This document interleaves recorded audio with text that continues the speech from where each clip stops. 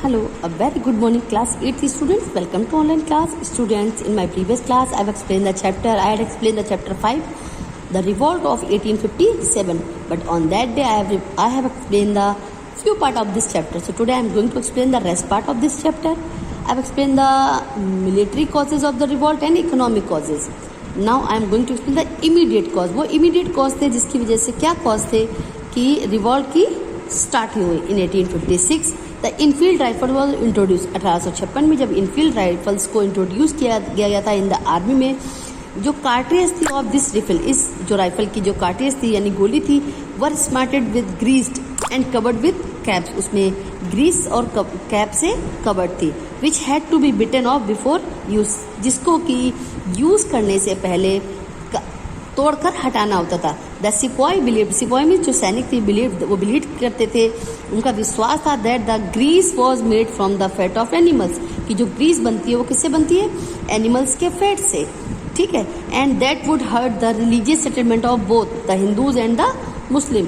और उससे वो हर्ट हो रहे थे कि अगर वो उसे मुंह से हटाएंगे तो उससे हिंदूज और मुस्लिम दोनों ही रिलीजियस जो उनका सेंटिमेंटल्स था वो हर्ट हो रहा था. So they refuse to use them, इसीलिए उन्होंने इन इनफील्ड राइफल्स को यूज करने से मना कर दिया. ठीक है. On 29 March 1857 Mangal Pandey of the 34th infantry at Barrackpore called upon his fellow sipahi to revolt against the use of the new cartridge. उन्होंने इसके खिलाफ आवाज उठाई. ही वॉज अरेस्टेड, और उन्हें अरेस्ट कर लिया गया था. एंड हैंग्ड ऑन 8 अप्रैल 1857, और उनको मंगल पांडे को अरेस्ट कर लिया गया इस विद्रोह के कारण, और उन्हें फांसी दे दी गई थी 8 अप्रैल 1857 को. और तब से ही स्प्रेड ऑफ द रिवोल्ट्स की जो स्प्रेड थी यानी बढ़त शुरू हो गई थी. अब main centres of the leaders of the revolt, जो लीडर्स थे रिवोल्ट्स के, उनके मेन सेंटर्स क्या थे. The first centre is Jhansi. Here are the Jhansi is belongs to Rani Lakshmibai, one of the greatest leaders of the revolt, जो कि इस रिवोल्ट की बहुत ग्रेटेस्ट लीडर थी. Second one is Kanpur. Nana Sahab had the revolt in Kanpur. He expelled the British and declare himself as the Peshwa. उन्होंने अपने आप को पेशवा डिक्लेयर किया हुआ था. He was supported by Tatya Tope and Azimullah. Third है आरा.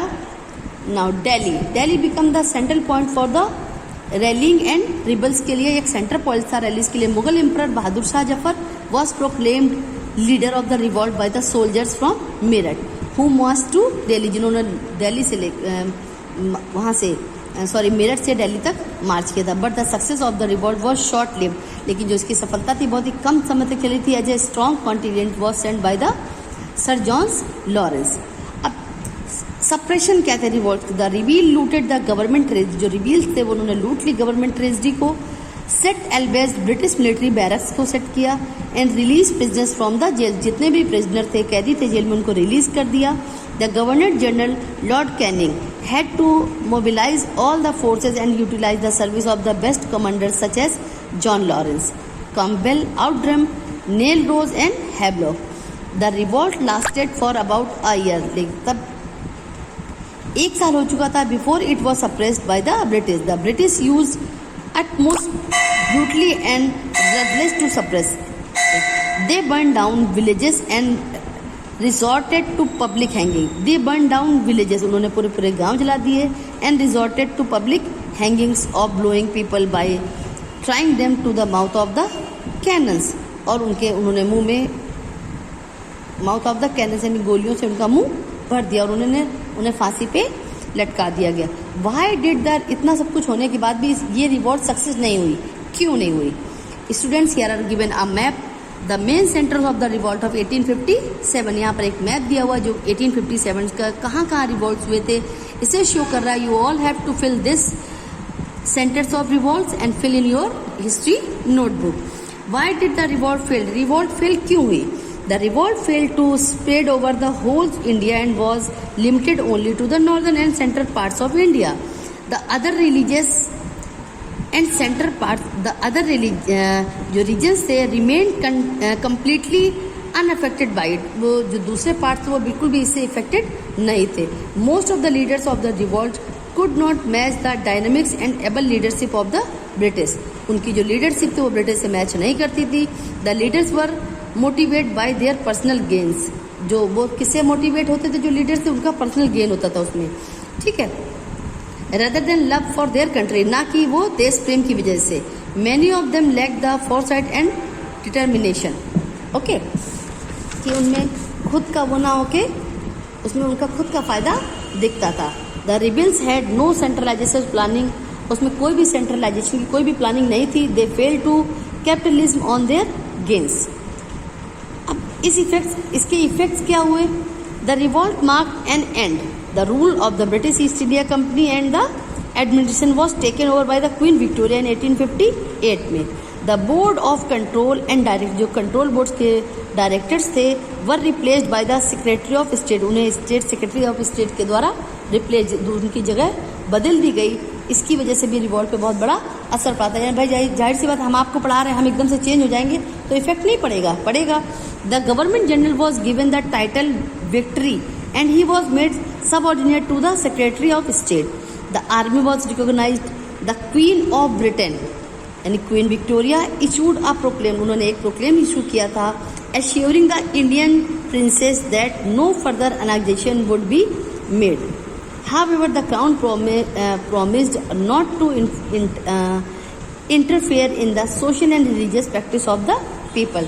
जबकि उन्हें क्वीन तो बनाया गया, लेकिन उससे पहले ये शर्त थी कि कोई भी उनके रिलीजियस प्रैक्टिस पे, लोगों के रिलीजियस प्रैक्टिस पे कोई भी इफेक्ट नहीं पड़ेगा.